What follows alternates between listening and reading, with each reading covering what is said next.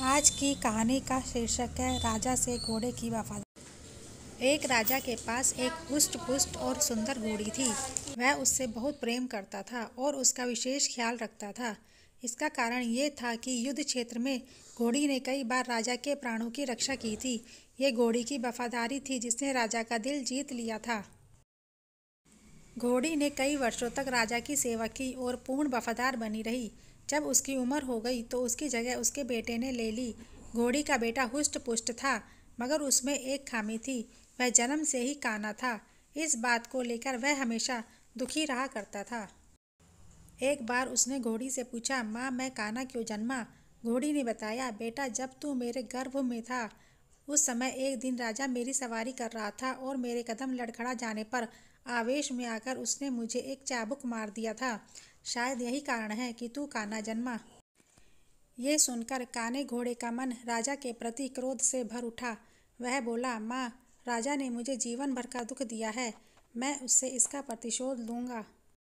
घोड़ी ने समझाया, नहीं बेटा, राजा हमारा पालक है, उसके प्रति प्रतिशोध की भावना अपने हृदय में मत ला। क्षणिक आवेश में उसे क्रोध आ गया और वह स्वयं पर नियंत्रण नहीं रख पाया। इसका अर्थ यह कतई नहीं है कि वह हमसे प्रेम नहीं करता। तू प्रतिशोध लेने का विचार अपने हृदय से निकाल दे। के समझाने पर भी काने घोड़े का क्रोध शांत नहीं हुआ। वह राजा से प्रतिशोध लेने का अवसर ढूंढने लगा। बहुत ही जल्द उसे यह अवसर भी मिल गया। राजा युद्ध के मैदान में काने घोड़े पर सवार था। उसके और उसके पड़ोसी राज्य के राजा के बीच घमासान युद्ध छिड़ा हुआ था। तलवारबाजी करते करते अचानक राजा घोड़े से नीचे गिर पड़ा।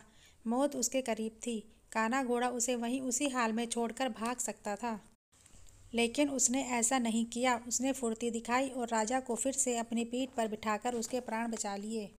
वह चकित था कि उसने ऐसा क्यों किया। जिस व्यक्ति ने उसे काना बनाया उसने उसके प्रति वफादारी क्यों दिखाई? क्यों उसने प्रतिशोध नहीं लिया? ये प्रश्न उसने घोड़ी से पूछा तो वह मुस्कुराते हुए बोली, तू आखिर बेटा किसका है? मेरा ना। मेरी छत्र छाया में तू पला बड़ा है। जो संस्कार मैंने तुझे दिए हैं वे तेरी रग रग में रच बस गए हैं। उन संस्कारों के विपरीत तू जा ही नहीं सकता। वफादारी तेरे खून में है बेटा, तू वफादार ही रहेगा। दोस्तों, संस्कार का आचरण पर बड़ा गहरा प्रभाव पड़ता है। जिन संस्कारों के साए में बच्चे का पालन पोषण होता है वे उसके अवचेतन मन में गहरे तक समाहित हो जाते हैं। ऐसे में अपने संस्कारों के विपरीत वह जा ही नहीं सकता। संस्कारों का सबसे बड़ा आधार परिवार है, जहाँ से संस्कारों की नींव पड़ती है। हर माता पिता की जिम्मेदारी है कि वह अपने परिवार को अच्छे संस्कारों की नींव दें। अच्छे संस्कार के परिवार का व्यक्ति संस्कारी बनेगा और अपने कर्मों से समाज में बड़ा सम्मान पाएगा। Please like, share and subscribe. Thank you.